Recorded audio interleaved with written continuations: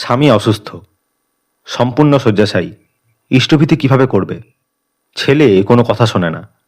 বিয়ের পর বাড়ি ছেড়ে চলে গেছে স্ত্রীকে ফেলে। 5 বছরের বাচ্চা অটিজমে আক্রান্ত।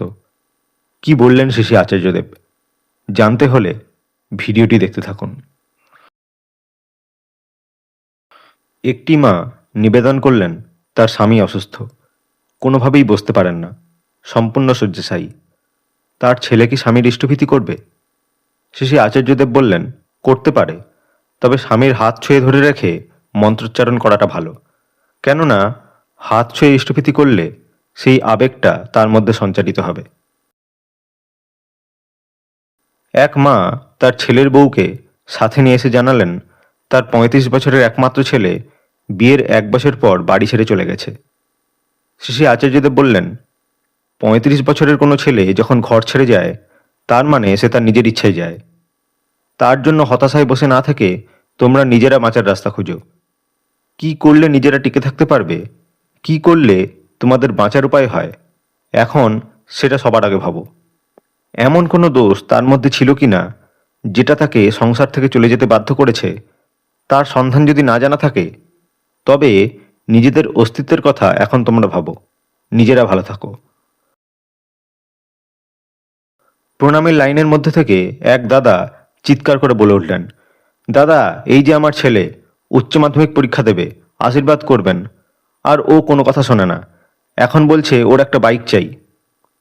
আচার্যদেব তখন মন্দিরের জমির প্রধান ফটকে ওড়িয়া ভাষায় কি লেখা হবে এই নিয়ে গৌরদার সাথে কথা বলছিলেন। ততক্ষণে নিবেদন কার্যে যুক্ত দাদারা ওই ব্যক্তিকে বলতে লেগেছেন, ওভাবে নিবেদন করবেন না, নিবেদনের জন্য বাম দিকে সবাই দাঁড়িয়ে আছে, ওই দিকে আসুন। মন্দিরের কাগজপত্রের সম্পর্কে কথোপকথনের পর আচার্যদেব ওই ব্যক্তির দিকে তাকিয়ে বললেন, ছেলেকে প্রশ্ন করবেন, যদি তুই একটা গরু কিনিস, সেটা সারাদিন শুধু ঘাস খায় আর ঘুরে ঘুরে বেড়ায়, একটু দুধ না দেয়, এরকম গরুকে তুই ডাকবি? ব্যক্তিটি উজ্জীবিত হয়ে উঠলেন, বলতে লাগলেন, একটাও কথা শোনেন না দাদা, খালি এটা চাই ওটা চাই। আচার্যদেব বললেন, আমি বলছি তো, এই প্রশ্নটা ওকে করবেন। উচ্চ মাধ্যমিক পরীক্ষা দেবে, এখনই বাইক চাইছে, পরীক্ষাটা সে আদৌ দেবে তো? আচার্যদেব ছেলেটির দিকে তাকালেন, বন্ধুদের আছে তাই আমারও লাগবে? জীবনটা অন্যদের দেখে চলবার নয়, যার আছে থাক, আমি আমার মতো চলবো, এটার নাম পার্সোনালিটি। তুই নিজেকে প্রশ্ন কর, তুই প্রোডাক্টিভ ছেলে না আনপ্রোডাক্টিভ ছেলে? নিজে যদি প্রোডাক্টিভ না হোস আগে সেটা হয়ে দেখা, তারপর এই চাই ওই চাই এর গল্পে যাবি। ছেলেটির বাবা বলল, আগে শস্তনীয় নিয়েছে কিন্তু মানছে না কিছু। আচার্যদেব বললেন, গাছ যদি বেঁকে যায়, বাঁকা গাছটাকে সোজা করতে হয় কেমন করে জানেন? যেদিকে বাড়ছে ওই দিকটার উল্টো দিকের ডালপালা ছেঁটে দিতে হয়, তখন গাছটা সেই দিকে বাড়ে। বড়মার ঘরের ওখানে একটা চাঁপা গাছ এইরকম বেড়ে গিয়েছিল, ওটাকে এরকম করে ছাঁটতেই ঠিক আবার জায়গা মতন বাড়তে লাগলো।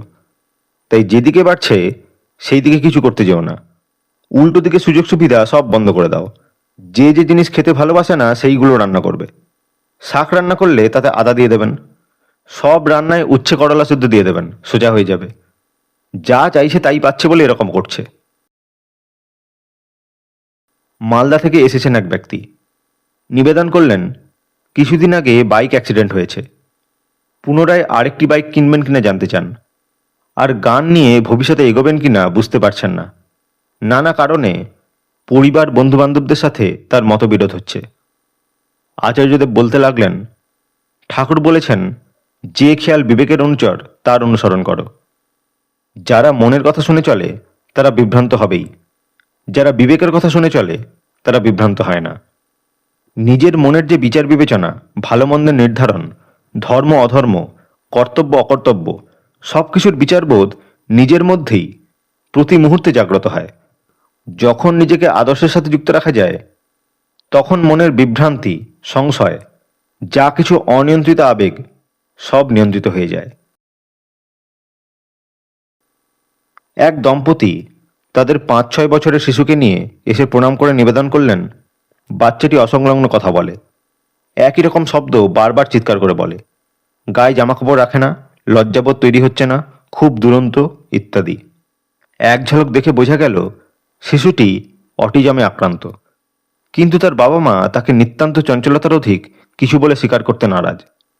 আচার্যদেব সহজ সুন্দরভাবে তাদেরকে বললেন, ওর সাথে যতদূর সম্ভব কমিউনিকেশন করবে, যত পারবে কথা বলবার চেষ্টা করাবে, সবাই মিলে ওকে আনন্দে রাখবে।